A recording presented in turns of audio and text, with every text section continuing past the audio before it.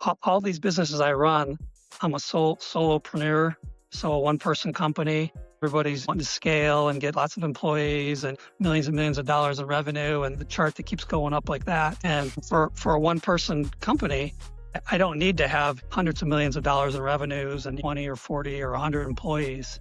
If I can do it all. Just like the tagline is riches in the niches.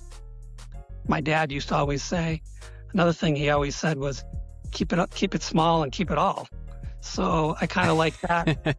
Welcome to the Lay of the Land podcast, where we are exploring what people are building in Cleveland and throughout Northeast Ohio.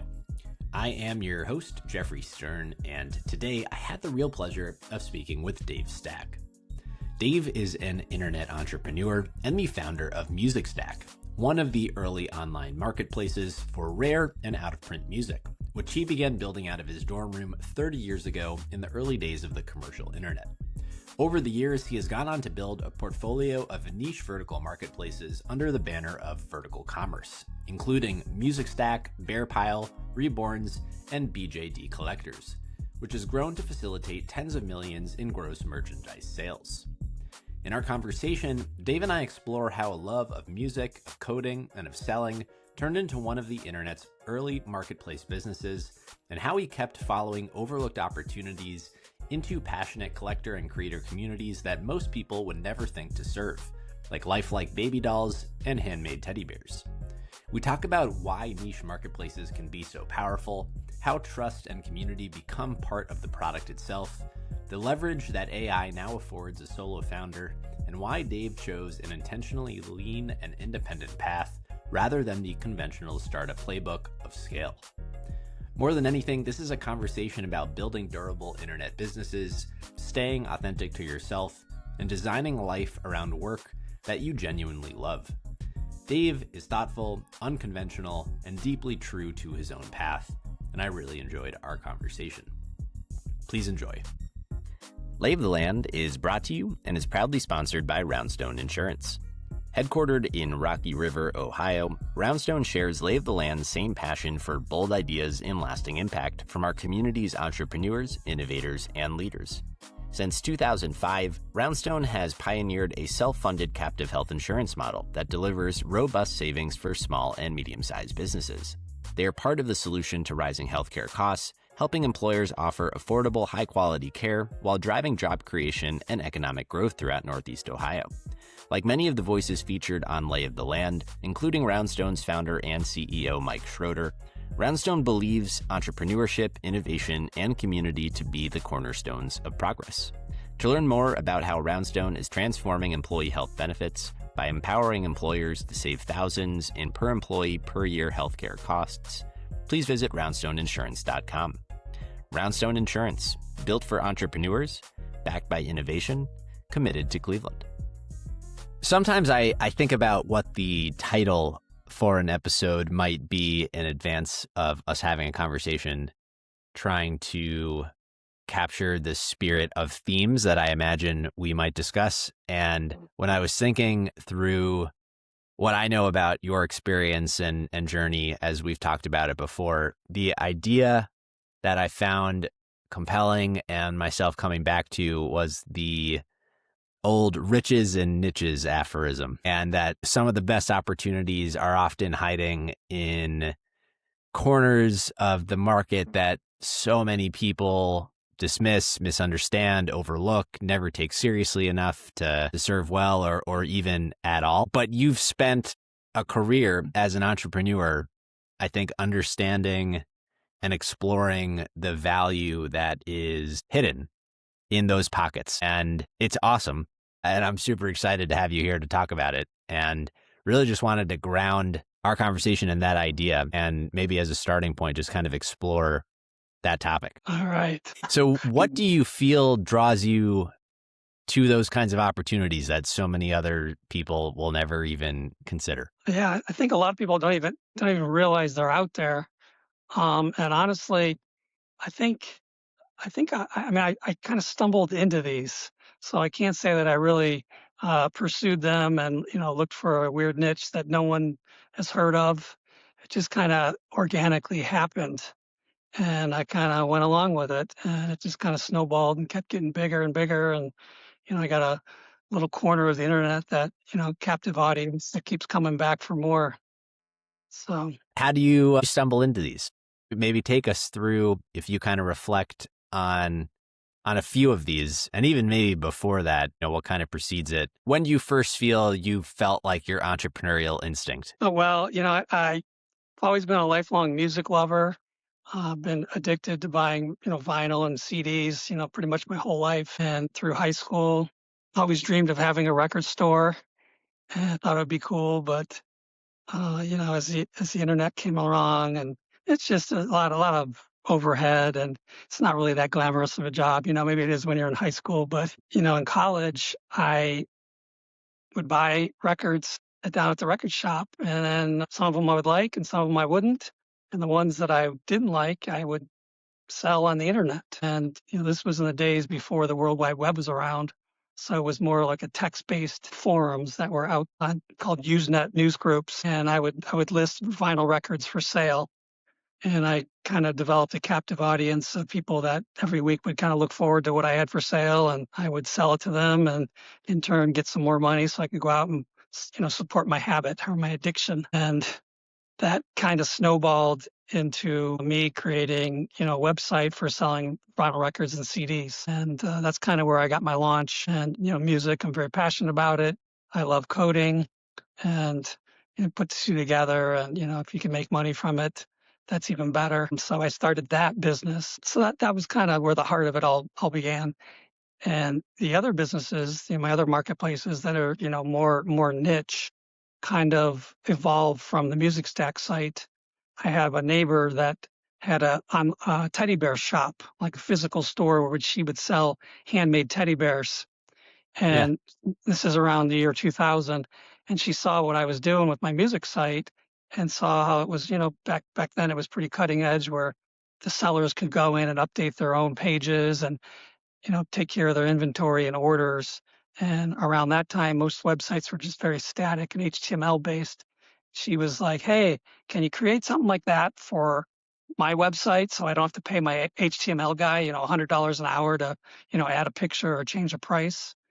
And so I created a little system, a content management system back then, which was like several years before that word was even around, or, Right. WordPress was around, and allowed her to update her website easily so she wouldn't have to pay out. She could add items and change prices. And I created the software. And when I was ready to roll it out for her, she had lost interest in the project. And, me here, I spent 3 months working on this, and I was really excited to launch it because we kind of had an agreement where I was going to get a cut of the revenue, and it all just kind of fell apart, and she never used it. And I chased her down for like 2 months, just saying, "Hey, let's get this thing going. We can make some money here." But it never really worked out, and she kind of moved on. And since I had spent several months working on the project, I didn't want to let it just go to waste. So I said, "You know what? I might as well turn this into a marketplace, like what I'm doing with the music site." And so that is what became my website, Bear Pile, which is a handmade teddy bear marketplace. And the week that I launched it, a week and a half, I had over 400 users that had signed up and were happy to sell their items direct to the consumers. And of course, the neighbor, once she saw that, she was not too happy, because suddenly they didn't need to sell a wholesale price to her so she could turn around and sell it on her website. They could essentially just sell it direct. Basically, it's a mini version of what Etsy is, 4 years before Etsy was around. And then, how I stumbled into the handmade doll website business. One of my teddy bear artists also did handmade dolls and said, "Dave, I really love what you're doing here with the Bear Pile site. Can you create something like that so, us handmade doll artists can sell our dolls?" Yeah. And I said, "Yeah, sure, why not?" So I literally cut and pasted the whole website, and pretty much everywhere where it said teddy bear, I changed to the word doll, and tweaked it in a few places. And in a short amount of time, I had a doll site up and going. And that's kind of how I fell into these niches. What drew you to the internet in the first place? I mean, So early to e-commerce, early to the internet. Like, what did you see in this so far ahead of so many other people? I've just always been into computers. When I was 12 years old, I got my Commodore 64. and I'd stay up till 3 a.m. Writing video games and learning to program. And I think it was just an evolution. Ever since I was 6 years old, I've always been selling stuff. I started when I was six. I would sell golf balls on the golf course back to the people that were golfing, and then you know gradually, a few years later, I would garbage pick things and resell them at flea markets. And then I'd sell things out of my locker at school, candy and gum. And selling was just kind of part of my nature. If I wasn't into computers, I'd probably be a salesperson. So along comes, the internet, in the late 80s, you know, you had email, and I was really into the music thing and buying and selling music. So it was kind of just an extension of, what I did is I, bought things, buy low, sell high, that sort of thing. And Yeah. yeah, so the music, anything you can sell, you can make money from. What do you see as like the through line that ties your career together, or do you not like think about it in that context? What do you feel is Uh, motivating you? I think I'm intrinsically motivated. No one necessarily tell me what to do, and I'm always seeking things that can turn profit. And you wake up in the morning with an idea, and you're like, okay, let me see if I can work on that. And you just kind of manifest it, and you go with it. And sometimes things work, sometimes things don't. And yeah, I love coding and I love making money. And so, you put the two together, and the internet's the perfect vehicle for making that happen. So let's just take music stack for a moment. Started out of your dorm room, still in college, now approaching 30 years, 3 decades later of the business. Yeah, it's And wild to hear that. right. I mean, first off, congratulations. But there's longevity to all the companies that you've been building. And what do you think explains that kind of longevity in the internet business? Because it really isn't the norm. Most of these companies certainly started at that era of the internet are just not around today. Yeah. Well, I think the fact that they are around this long primarily is because I'm very passionate about what I do. And I still love music 30, 40 years later. And it's a great vehicle for me to listen to music and sell it and profit from it. So, um, yeah, I think being passionate about it is one thing. And I think another thing is all these businesses I run, I'm a solopreneur, so a one person company, and they're all lifestyle businesses. And a lot of times lifestyle businesses kind of get a bad rap because everybody's wanting to scale and get lots of employees and millions and millions of dollars of revenue, and the chart that keeps going up like that. And for a one person company, I don't need to have hundreds of millions of dollars in revenues and 20 or 40 or 100 employees. If I can do it all. Just like the tagline, there's riches in the niches.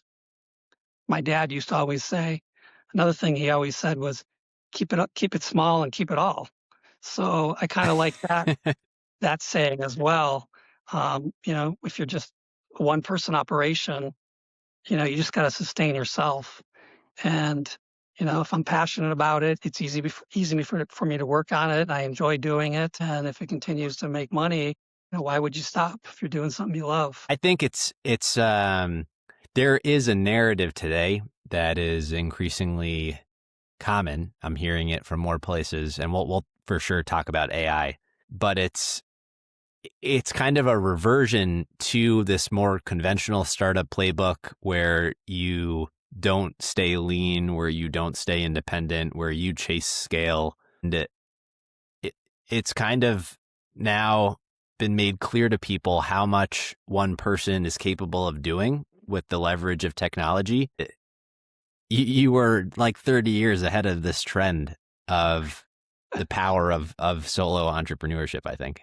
I'm just being true to myself, and it's simple. And, I've learned a lot from watching other people in business.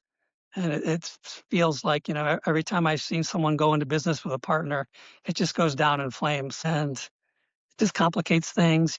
If they're not as passionate as you are, you kind of start to resent the other partner. And it's just, if you can do everything yourself, why take on a partner? Things you're not good at, why give away equity in your company when you can just hire out for that sort of thing? I think a lot of people go into business with a partner because they're lonely or scared. And, for me, these were all just kind of like projects that I did. I didn't plan for them to be running for 30 years or to grow as big as they did. They just kind of snowball. And you start with a little small project and you just keep adding to it. And I think just being persistent and showing up every day and, adding more and fixing bugs and listening to your customers, it just naturally grows. When we were last talking about the kind of nature of this work, one thing that stuck with me was how centered to all of it trust and community are as part of the platform, part of the business, part of really everything across all the things that you're doing. And I love if you could just riff for a little bit on how you think about community as part of these niche marketplaces and trust and the kind of interconnection of all those. Because I appreciated hearing your perspective on it last time. Yeah. That is one common thread through all of the marketplaces. When you're buying and selling online, you have to have trust because, you don't know who you're dealing with on the other end. And nobody wants to feel unsafe or they're just sending their money off and hoping that something might show up. So that is definitely something I focus on in each of the marketplaces. And, you do that by, having feedback systems where people can rank their purchases and, what they think of the other seller. And you kind of get ratings. So that helps to build trust. And then, on the platforms, since all my niches are essentially collectible hobby type niches. Everyone who's Yeah. involved in these things, they're very passionate about what they do too. And they like to share what they're working on with other people that are in the space and the hobbies. And so what I try to do on my sites is kind of emulate what happens in the real world. If you get together at your church or community center and you're sewing with your friends that also sew, you sit around, you talk about sewing and different things that happen. I try to do the same thing here with my sellers. I give them a internal forum on the websites where just the sellers can talk with one another and ask questions and kind of go over problems. And while technically all the sellers on the platforms are technically competitors to one another, bringing it into a community area, it kind of makes them all feel that they're in the same boat together, working on a common problem, stamping out fraud, trying to get more sales, streamlining it, keeping prices lower on packaging and shipping and tips and tricks that you can learn only from, talking with others. So creating this online community component is a central part to all my marketplaces that help make the marketplaces sticky, keep people coming back, for more because they get value out of it, and it helps them to become better sellers in the end. Mm. There's the internet today has also kind of evolved in many ways where the communities that have developed are often not the most friendly, the most helpful, the most kind. And I'm curious because again, I feel like the specificity of your communities are so distinct from kind of the broader pockets of the internet that you really get this aggregation of real collectors and enthusiasts that care deeply about the problem, the product, the space. I'm just curious at both like how you've seen those kind of interpersonal relationships evolve within the communities over time, and if it feels materially different today than it did 30 years ago. No, I'd say the communities, they're very strong and similar to how they were back then.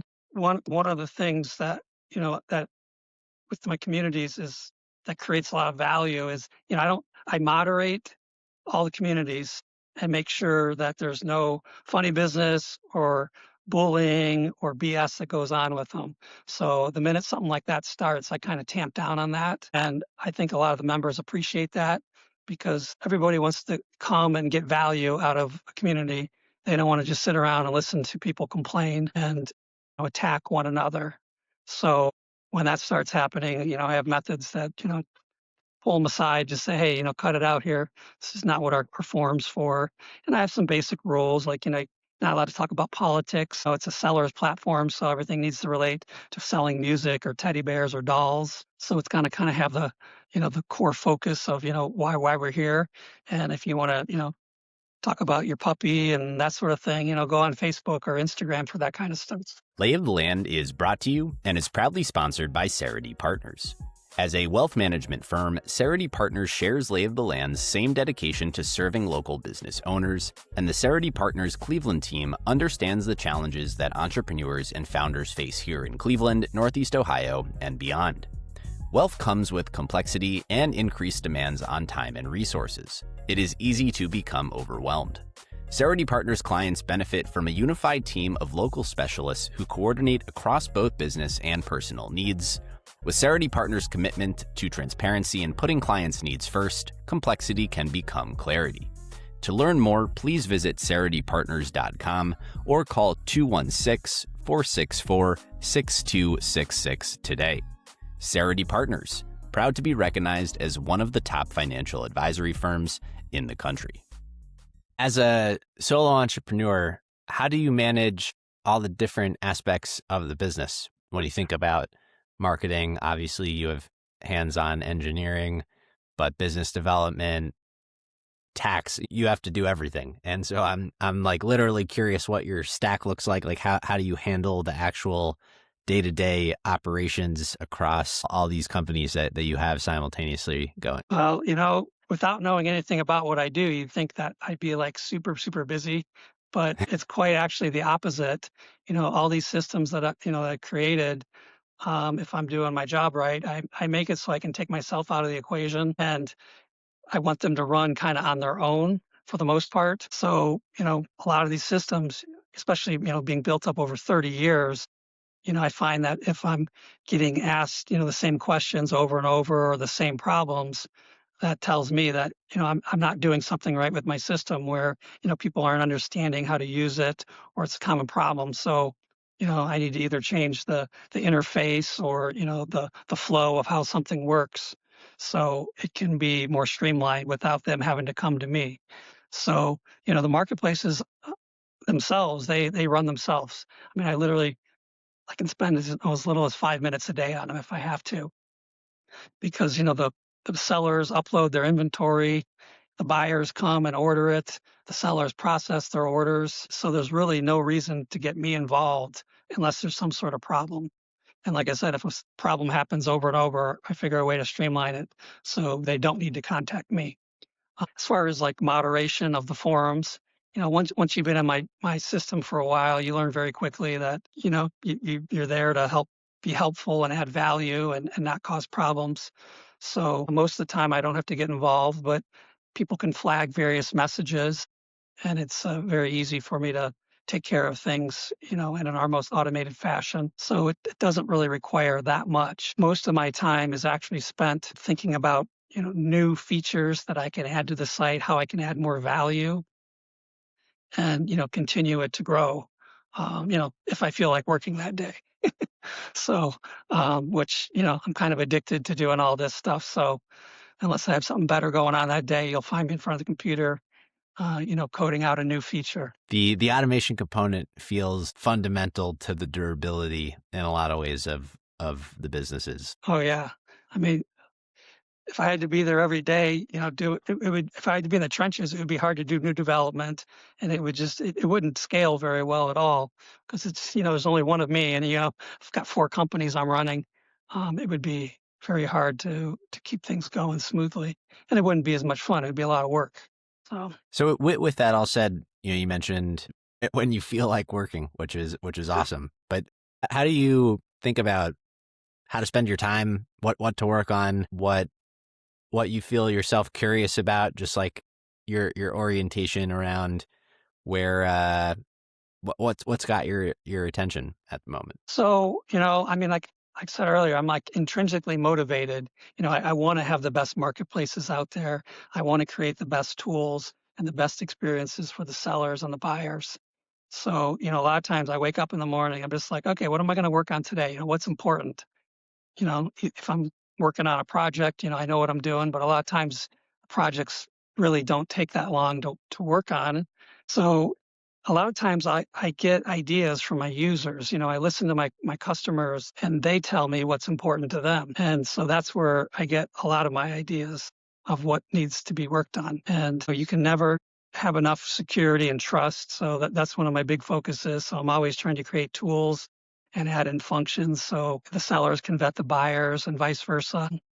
But yeah, anytime there's problems or if people contact me and they're confused about something, that's an opportunity for me to improve the system. And, that could be something I work on that day. You mentioned how you stumbled into most of the niches that you found yourself building these companies around. Do you find yourself exploring other niches, looking for the right marketplace opportunity?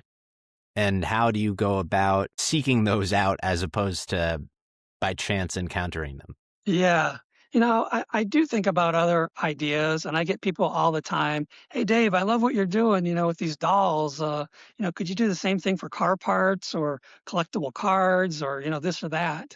And, while the answer is probably yes, I could tailor my software to do that. I've learned just by going through this 4 times now that the software component, especially with AI nowadays, is actually the easiest part of it all.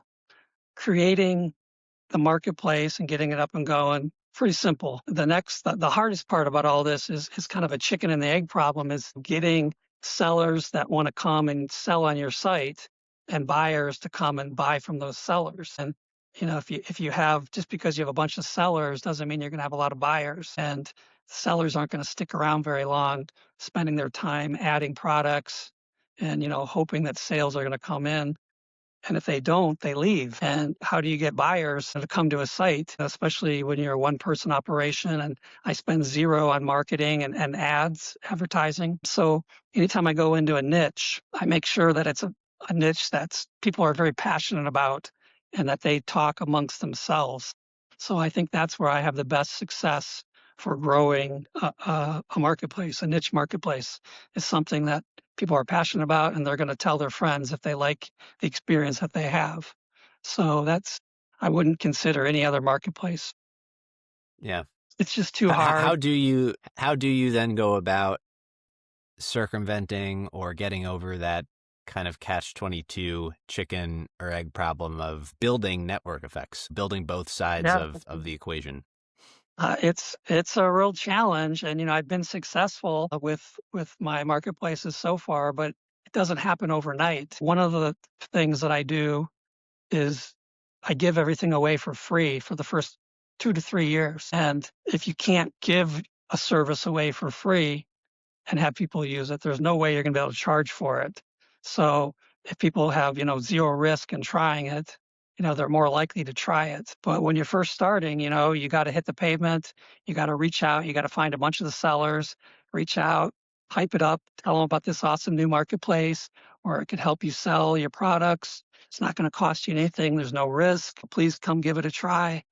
And if you like it, please tell other people about it. And in my experience, it's taken, 2 to 3 years in order for this to kind of the chicken and the egg equation to kind of where it's kind of self-sustaining, where it kind of starts to get some traction and grow. You've mentioned this, the captive audience, which I feel kind of dovetails on that, the stickiness once you have built sufficient network effects. How do you think about competition? Are there comparable of these niche marketplaces out there that you encounter or find yourself up against? Well, you're always going to have competition in life. So, if you don't have any competition, usually there's not a market for what you're selling, is my experience. Some of the largest competition I have is, eBay and Etsy.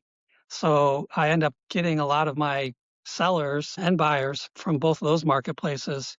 And a lot of them are kind of happy to learn about my site once they learn about it, because those big marketplaces are very bloated and, they sell everything under the sun and, there's no community really in there and a lot of fraud and fakes. And at the end of the day, the fee structures on my systems are a lot more economical than what they charge on Etsy and eBay. So when they find out about me, they're happy to come out. And I've had, many of my customers, they just stop selling altogether on eBay and Etsy when they find out what I have, and especially if I'm providing them enough sales. But there is, competition out there. There are other niche marketplaces, so that's always a good driving force to want to make me to continue to improve my marketplace and make it better by adding more features and more tools and driving more traffic to the site. Because at the end of the day, sellers really aren't that loyal. They go wherever the sales are. So if your sales start to drop, you're probably going to lose some sellers to other marketplaces or vice versa. And thankfully my sites do pretty well, and I've been retaining the sellers and growing them. But I feel that like the pie is big enough for everyone to get a slice. So even though there's other competition out there, not everyone shops at my site. They might shop at other sites and vice versa. You've mentioned AI as a material change maker in this. Your ability to build the features that you're thinking through, the speed with which you can address them, and even the joy that you get out of this whole process. Maybe just speak a bit to how you've thought about AI. I think both interestingly as a solo entrepreneur and the leverage it affords you, but also in the broader kind of technological arc of having been so deeply in the internet since the early days, and where you see the state of it today, and just your perspective on all of that. Well, I definitely welcome AI. I mean, I think it's amazing, especially being, a one person company. You can really leverage it and get a lot more work done a lot quicker. And, having done this for over 30 years, some of my skills aren't as sharp as they used to be, and I'm a little bit lazier than I used to be. So AI fits in really well with that. I get to learn a lot from it, and it outputs great code that I can use. And the fact that I am a, engineer and a software developer, I understand what it's spitting out. And so I'm not just vibe coding. So it really helps me to work on my projects and get things done in a much more efficient, quicker manner. So yeah, I'm all for it. It's definitely changing the landscape. Yeah, it certainly has. That's the understatement. Maybe just speak a bit to the scale of the marketplaces and kind of the business side of it. Niche, I think, might suggest a certain smallness to it, but at the same time, I think you've been able to connect a lot of people over the years. And so just like how you think about the growth of these businesses over time and how you kind of measure them from the business side. Yeah, I guess a niche is a relative term. It could be micro niche or mega niche. It's hard to say. But at the end of the day, I obviously want to get as many customers and as many sellers as I can on my websites. But just to give you an idea, on the music site, I get close to 70,000 people a day that come to the website looking for music. And over the last 30 years, I've done almost 3 million transactions. So, when it sounds like that, it doesn't sound as niche. It's just guy working out of his house kind of thing. But, relative to Amazon, that is a micro niche. So I guess everything is a relative term here. My doll site, I get about 7,000 people a day that come to that site. And we sell between 50 and 60 dolls every day on that website. So, for a one person business, I feel that's a good, healthy marketplace. What sticks with you as some of the biggest lessons you've learned along the way? What have you changed your mind about as you've gone through this? And with those, as a solo entrepreneur, who are you bouncing ideas off of beyond yourself as part of this process? Well, the great thing, even though it's a solo business, I feel like I'm not in this alone. All my sellers and my buyers on my site are essentially my sounding board. So I have thousands of people that, I get to, be my guinea pigs and experiment on. So I can create software and I roll it out, very quickly. A lot of the times, some of the times, it's 80% working. Instantly I get, feedback, hey, this isn't working, or this doesn't work quite right. So I go through, very quick iterations and quickly, usually in a matter of a couple of hours, hammer out bugs and little quirks here. So I would say listening to my customers is the best way to do that. And the fact that these are niche businesses, collectibles. I'm not doing banking, so it's not that big of a deal if I roll something out and somebody is having a hard time adding something to the cart for 5 minutes. Like, okay, it's not the end of the world. I get it fixed, and then the system becomes stronger. Once that bug or that feature has been implemented. So there's definitely growing pains along the way. And, all the sellers on my site, you know, one of the things I learned a long time ago is to be authentic and just be yourself. So everybody knows me as Dave, the admin of the sites.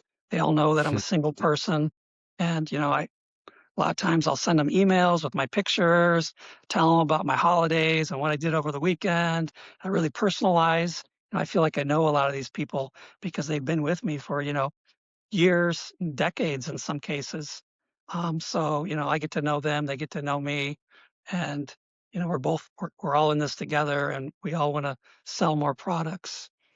And the fact that they know that I'm just a single person working on this, they don't expect everything to be 100% working, or they're more forgiving.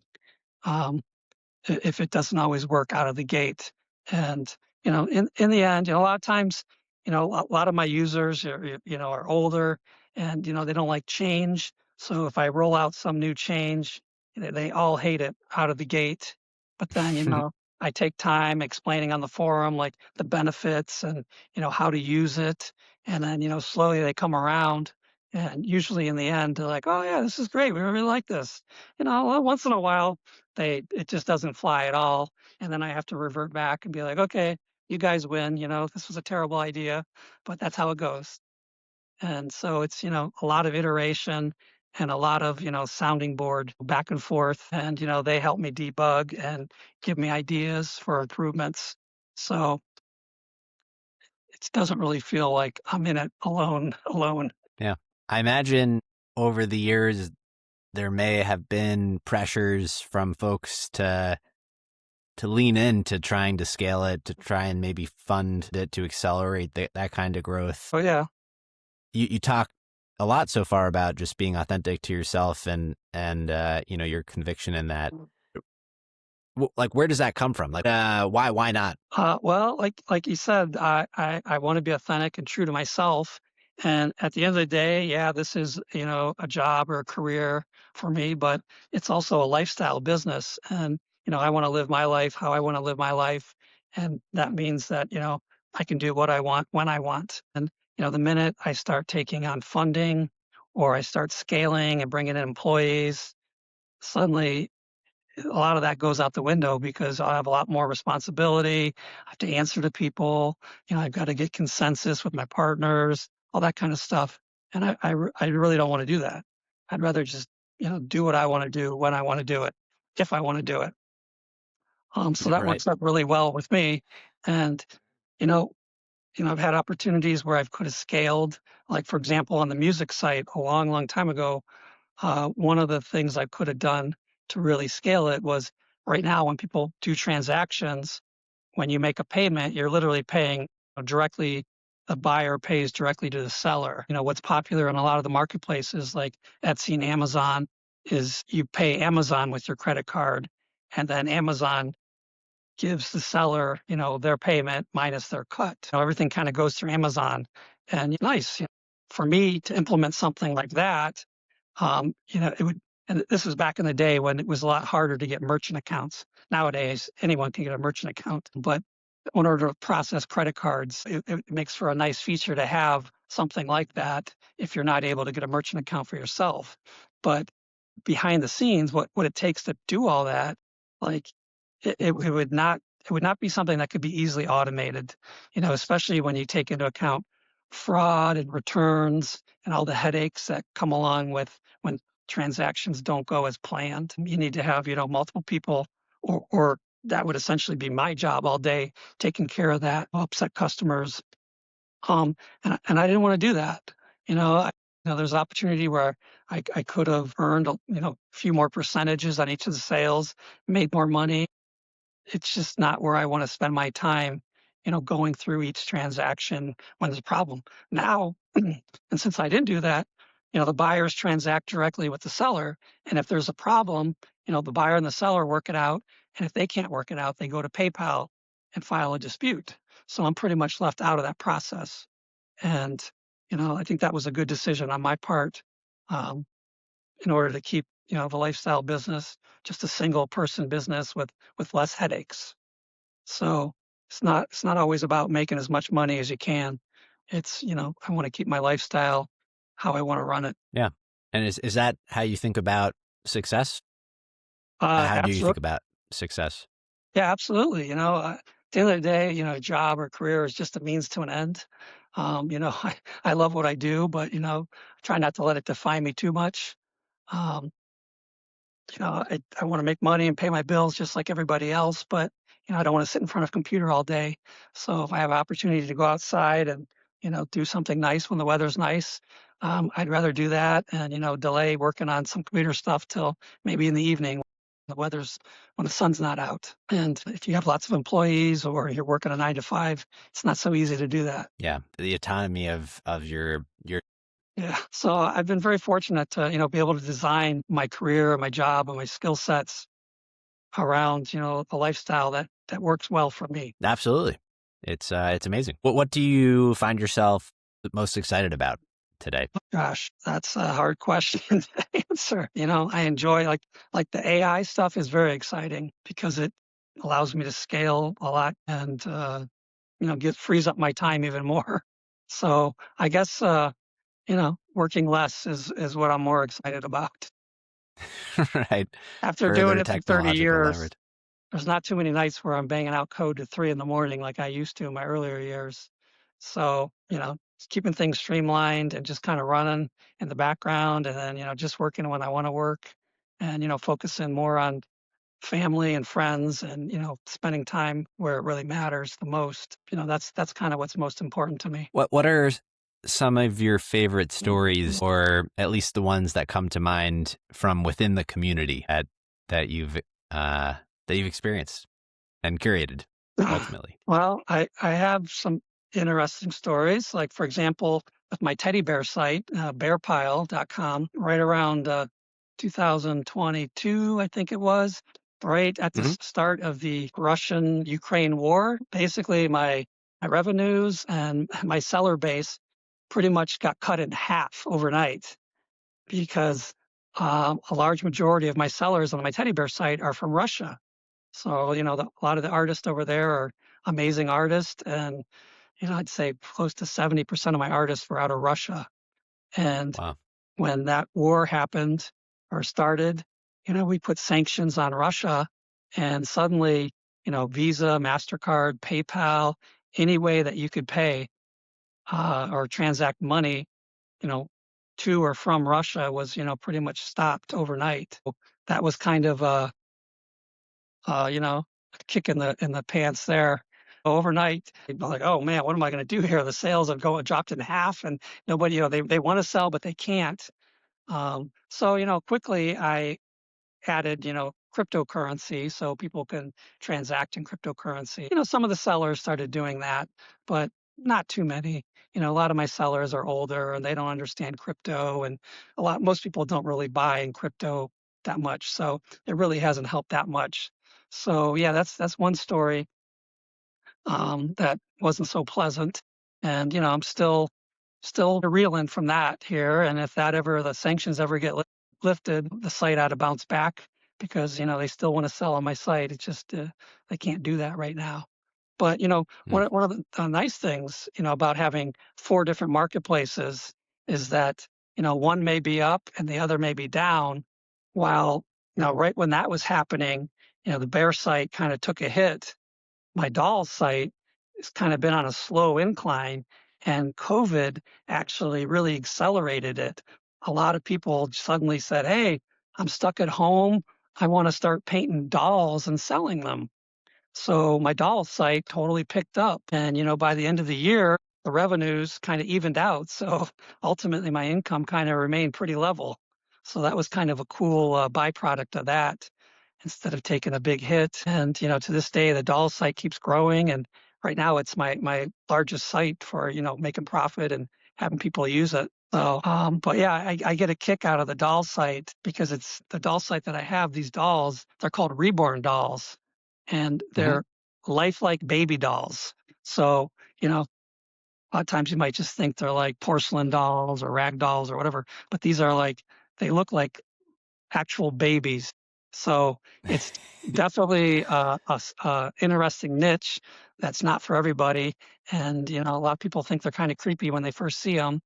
But, you know, I've kind of drawn you know, a special liking to them here and more the people that, you know, make them and sell them.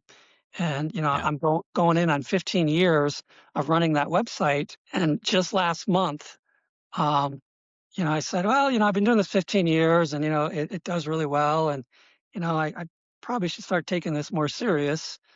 So I actually went out last month to LA.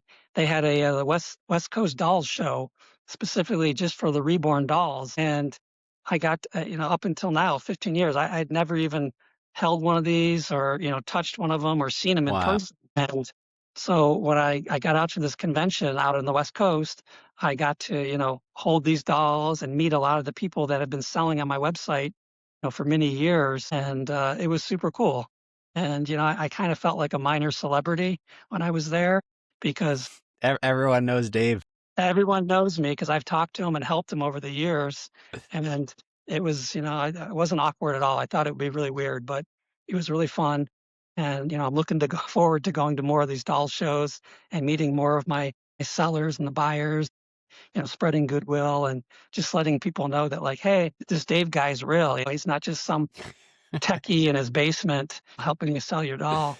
So they got I a kick love out that. of me as well. That's like the value of the community right there. Yeah. Oh, yeah. It's really energized me, and it makes me want to even focus on it more, and you know, create more value and bring people together more. And I see the joy, and so many people came up to me at the show and thanked me for what I'm doing. And oh, if it wasn't for your website, you're my sole source of income, and so I'm really appreciative. And it's really great to meet you, and you know, all that kind of stuff. So it was really humbling. You know, I didn't realize how much people how much they thought of me and they like me, which is kind of Yeah. unusual.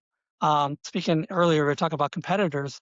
There's one competitor in the doll space that used to be a seller on my site, and they thought they could build a better mousetrap, and so they left my site and started a competing website. And one of their big, they're trying to tear me down to build up their system, and one of their big talking points was like, this Dave Stack, he doesn't even know what these dolls are like, and you shouldn't trust him because he's just a computer programmer or whatever.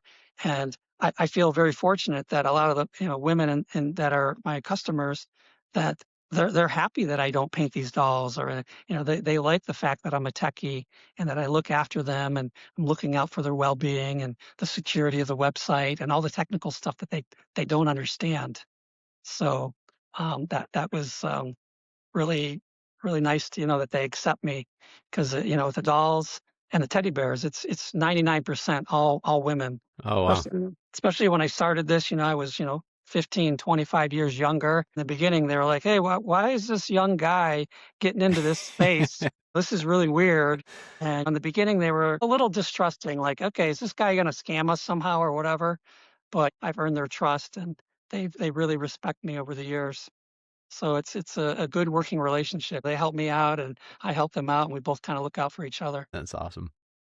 It's probably an impossible question, but do you have a favorite amongst all your marketplaces? So it used to be the music site for probably 20, 25 years. And I was just so into it. But lately that's kind of been waning a bit. I have a competitor out there that is honestly just killing it. You've got 30 people working for him full time, and they're Hmm. blowing it out of the water. So it's a little deflating there that it's hard to compete as a solo guy. Even though I get my little tiny slice of the pie, it's nice. So that site's kind of just been kind of stagnant there. But the doll site is my favorite one right now. It's growing, and the women are really engaged and it's just super fun to create new features. I roll them out and I get all sorts of praise or hate. It's very interactive and it's definitely captivating and has my attention these days. So yeah, it's kind of fun too. And this last month and a half, these reborn dolls are a lot of people don't know about them, and when they find out about them, like I said, they're either freaked out or intrigued. The media has kind of picked up on it, and I've been interviewed by People Magazine, the Wall Street Journal, the New York Times, Newsmax, CNN, NBC. So everyone's like intrigued and wanting to know more about these lifelike baby dolls called reborn dolls. So it's been kind of a new Yeah, added fun to, because there's a certain it's worth for people to look them up because the uncanniness and it probably converges with some of the AI humanoid robot stuff going oh, on right now. you might be freaked out because if you go to reborns.com, you can check it out. But it's all handmade artistry.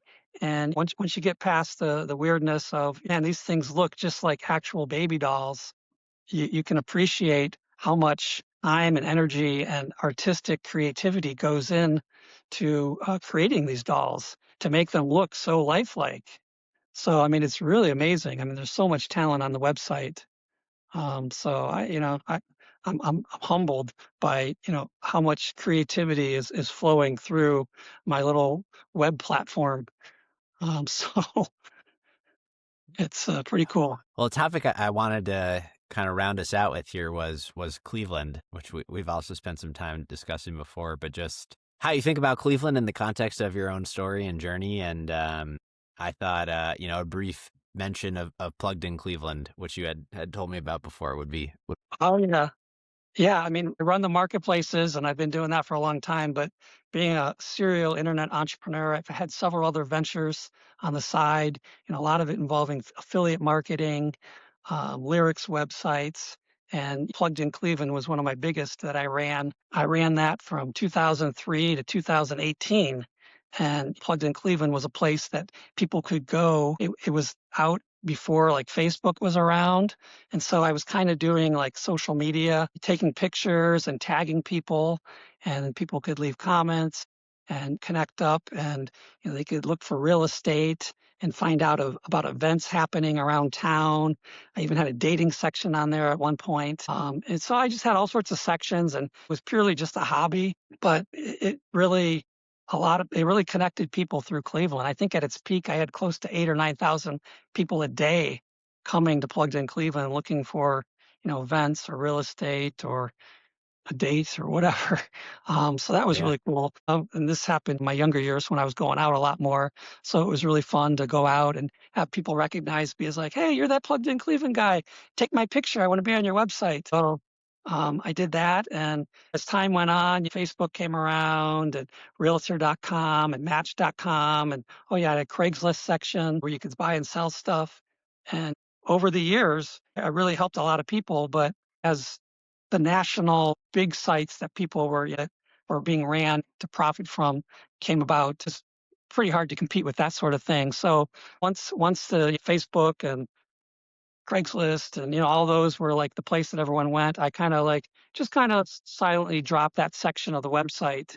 And it wasn't until about 2018 where the site was just basically events. The national sites, Facebooks of the world, they did a pretty good job, but not until the mid teens of thousands did they really start coming around to nailing local events. They could get national events, but it was really hard for a national company to, tell you about the cool event happening, in the secret place in Cleveland. So my site did that very well up until, 2018. And finally Yeah. figured like, okay, we got it all covered and shut it down. So it had a good run, and, I met tons of people through it and went to lots of good events, and it was a really cool little website. Yeah. It is really cool.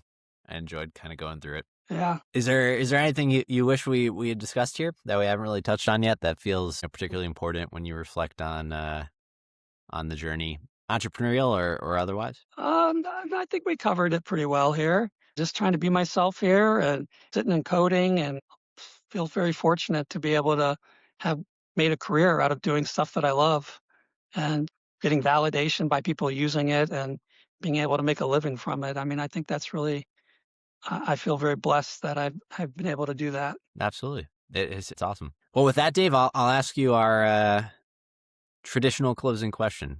which is for Hidden Gem in Cleveland. Okay. Oh, there's so many cool things to do in Cleveland. Probably one of the coolest spots that I like is downtown, right by Mall C, by the convention center. If you go on the grass there and you just kind of walk towards the stadium and you look over the railing, there's a really cool, a hidden urban farm there. And, living in Ohio City and having chickens and bees and bunnies, I appreciate that sort of stuff.